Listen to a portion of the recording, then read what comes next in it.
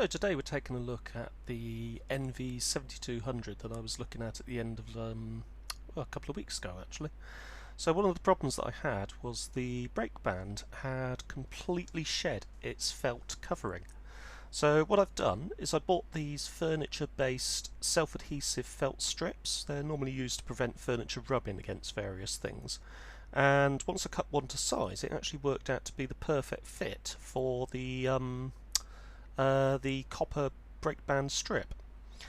The self-adhesive adhesive, I guess, actually was absolutely fine in the end. It didn't sort of tear off or actually sort of strip through the or leach through the actual fibre. Fibre? No, felty type material itself.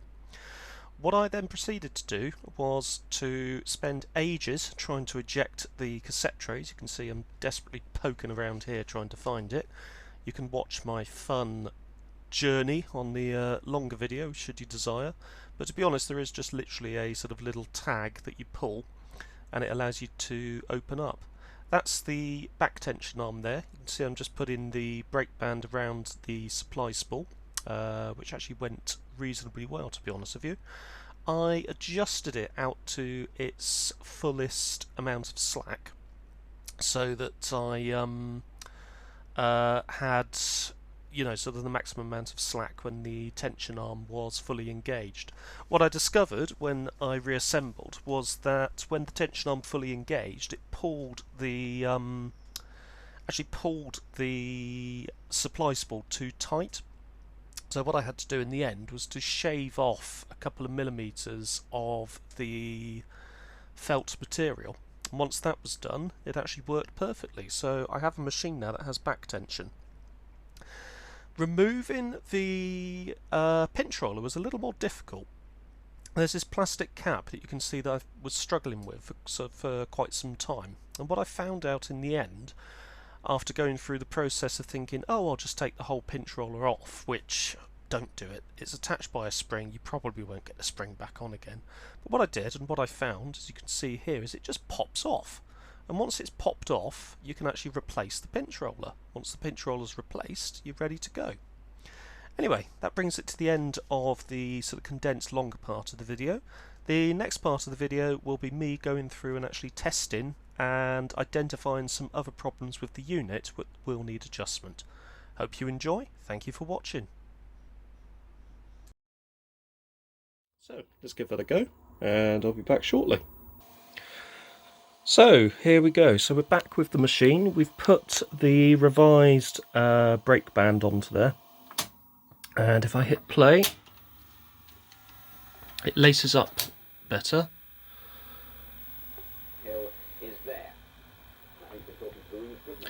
And this is now the situation with the picture. It is very, very dim. I'm actually wondering if this is the tape. So let's try another cassette. So it could be the actual cassette itself rather than the machine. So we'll just pop that down there. I had a pre-recorded somewhere. Let's see where I've put it. I've also got this out as well, just in case we need it. I'll just put that down to one side. Pre-recorded cassette is this one. It is, I think it's about a half-hour cassette. It's an E something. Doesn't actually say. Let's pop it in and see how it fares. So laces up absolutely fine.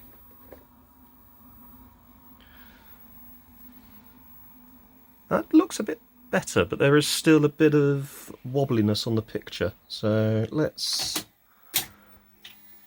fast forward search. Yeah, there's quite a lot of colour dropout. And let me fast forward again. I want to get it to some audio.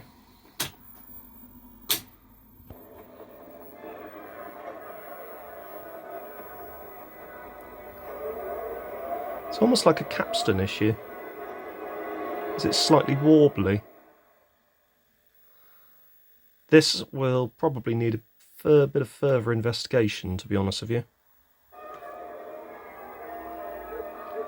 I will see if I do pause, if the colour comes back. No, there's no pause in colour either. If I do still advance, no, there's no colour there at all, so it's missing colour. One thing I could try actually is plugging this in through RF, because it is possible that it is something to do with the output stage, of course. So let me find an RF cable and get it tuned in. So over RF, it does give me a signal, but it's in black and white, so I actually wonder if it needs a bit of fine tuning. Let's go back.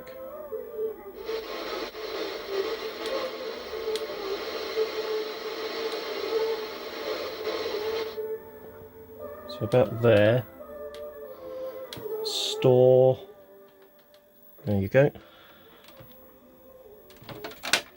Good old jungle chip equipped thing. Right. Let's see. Picture. So that one is colour. So it's got plenty of colour.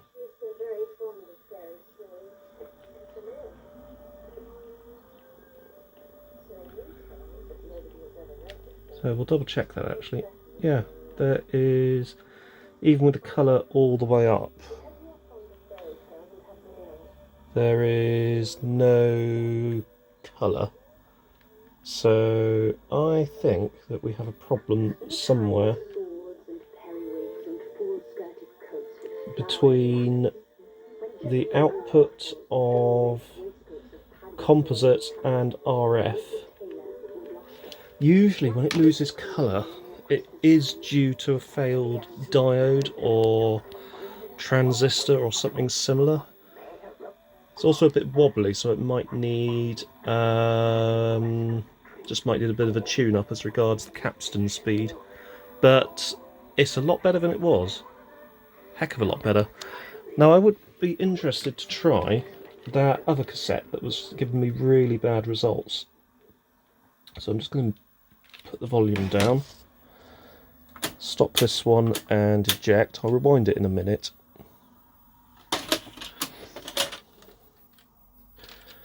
And let's, where did I put it? Down here, it's on top of the 8600. The 8600, there's a machine we haven't looked at for a while. Up here, and now in my hand is a new head disc.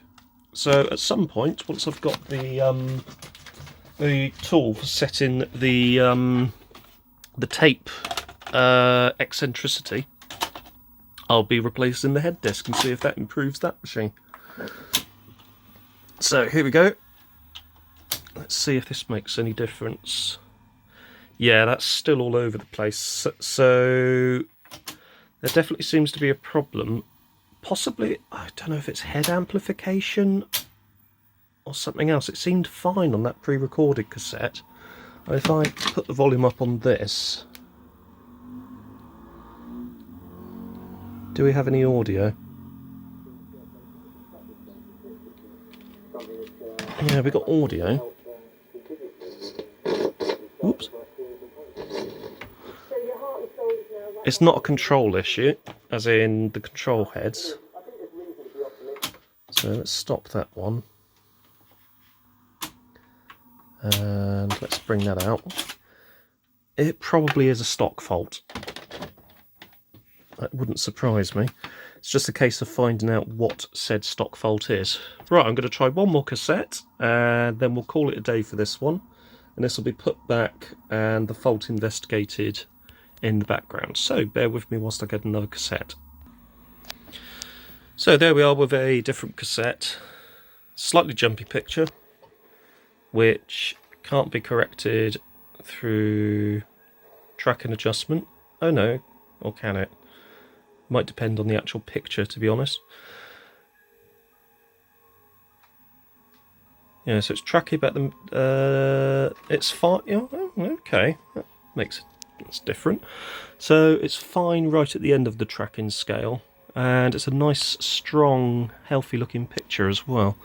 So hang on a minute. There's a switch on here. That's test. That's that. That's something else. So I seem to remember that you had black and white, test signal, black and white, colour, black and white, test, black and white, colour. So I've put it into colour. You can see it's trying to display colour, but not doing a particularly great job about it. Interesting. But the main thing is the back tension has been sorted because I improvised and made a new brake tension band. So I'm pretty pleased with that. So the next stage is to investigate why we have dropouts of colour, and once that's sorted out we will have a viable machine. Anyway, for the moment I would like to thank you all very much for watching. I hope everybody is well. Again, don't forget to subscribe if you come into this channel for the first time, or if you're a repeat visitor and haven't subscribed yet. Don't forget to hit the notification bell to be alerted of any videos that I post. And again, thanks for watching and see you soon. Hello everybody, just wanted to give you, well, not an update, or rather introduce you to a machine that I bought from Ed HD some time ago. When I received the machine, it wouldn't really play back. There was a very unstable picture, and it wasn't in the sort of best of states. So what I did was I gave it a complete take path clean. The brake band had no felt material on it, so using some furniture felt strips, I've managed to make up my own, but I found that I had to shave a little bit off of the brake band in order to get it to work properly. But as you can see, the back tension is absolutely fine. To be honest with you, the back tension was actually the majority of this machine's issues. At the moment, we're getting a better signal over RF than we are over composite, and as you can see, it flashes between colour and black and white. If I switch the machine to black and white only mode, you've got a perfect picture. You've got perfect playback in black and white, but not colour, and that is the problem that we have now. So if I just switch this to colour again, you can see that the colour does drop out. It's like this over composite as well. So I was wondering if anybody has seen this before. It's a Panasonic NV7200. If anyone has seen this before, feel free to let me know. Anyway, hope everybody's well, and thank you for watching.